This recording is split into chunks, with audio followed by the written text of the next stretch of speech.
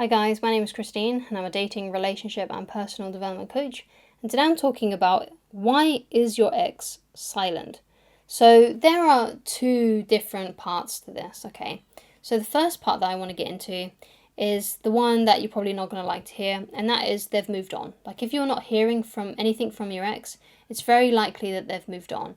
And a good quote is that I see on the internet in loads of different areas, and I think it's so true, and that is, no message is also a message, okay? So what you got to think of is, if I'm not getting any sort of contact with this person, if they're no longer contacting me and they're not speaking to me, it's very likely that they've moved on, that they don't want anything else to do with me, okay? All right, so you really need to consider that, okay, and that your ex has simply just moved on with their life. It also, I think it does depend a little bit on how long this has been happening. Like if you haven't heard from them in months, if the breakup has just happened and you haven't heard from them in a day, then obviously you don't really know why they're being silent right now. There could be a multitude of reasons as why they're not talking to you. But if it's been a long time and perhaps they're in a new relationship or married or they've got kids or it's just been a long time, then the silence means that they've moved on, that they no longer want to interact with you in any way, and they've moved on from the relationship, and they've moved on from speaking to you, wanting to hang out with you, things like that. So the other part of that is, they might be silent because they do want to get back with you, they do still love you and care about you and attracted to you, but the problem is that not enough time has gone by for them to miss you. Not enough time has gone by for them to feel your absence and reach out to you, right? So what is a good time frame then, right? What is a good time frame, like, to give someone, like, okay, well, I'm in no contact with them, they're silent on me, they're not messaging me, how long do I give them?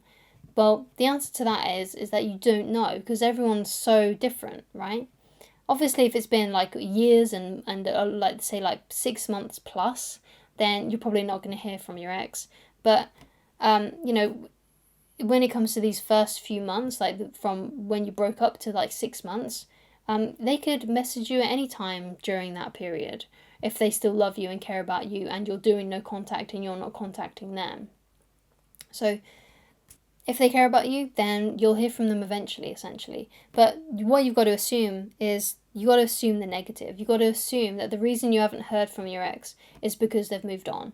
And the reason why you do that, basically, is for your own sanity. Because if you're just waiting by the phone, waiting for them to message you, because you're hoping that they're going to message you, and you're kind of crossing off the days, you're hoping that things are going to work out, you're hoping that they're going to contact you, it just keeps you stuck, basically. But if you assume that they're over it and that they're not coming back, and that the reason they're silent is because they don't miss you, because they don't want anything to do with you, if you assume that then puts you in a better position to help you move on, because at the moment it's 50-50. You don't know, right? You don't know if they're coming back or not. You don't know if they're ever going to reach out to you or not. Okay. So it's best to assume that it's the negative thing, that they've just moved on with their life. So now you can move on with your life, instead of waiting by the phone and kind of second guessing everything that you may hear about them, or when you check their social media pages or things like that. So that's something else that you need to consider as well. It's just best to assume that they're not coming back, because it helps you move on, right? You start focusing on different things. And that goes into my next point, and that is, you need to focus on you. You need to focus on your life now, right? Because you can't control, basically, what your ex does. So the only thing you can control, therefore, is your own actions and what you do with your life, right? So you need to find a way to improve your life, find ways to make yourself feel better about yourself, right? Find ways to improve things in your life. So I always say to people, look at where you want to be in 5 years' time. And what is that?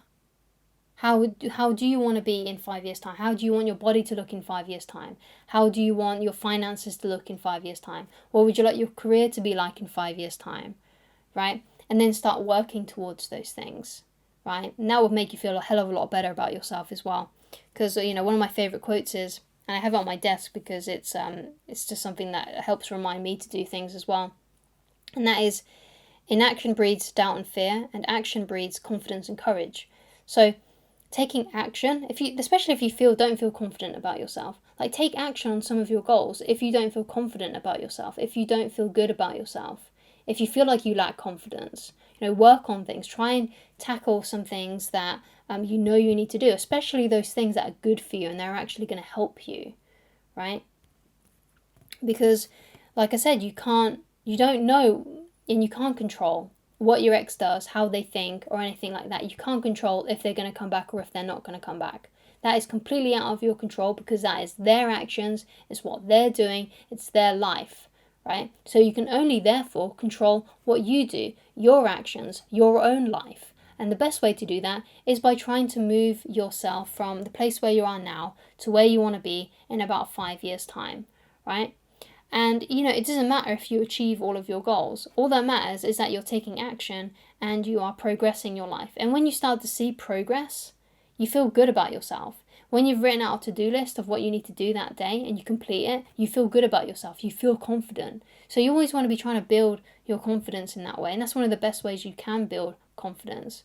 Also doing some some physical challenges, so exercising and things like that. That can really help build your confidence too. Once you start seeing and noticing the difference in the mirror of your body shape changing into something that's much more athletic and healthy, you start to feel more confident about yourself. But you can't be waiting by the phone hoping that things are going to change, that your ex is going to somehow magically appear back in your life, because you don't know.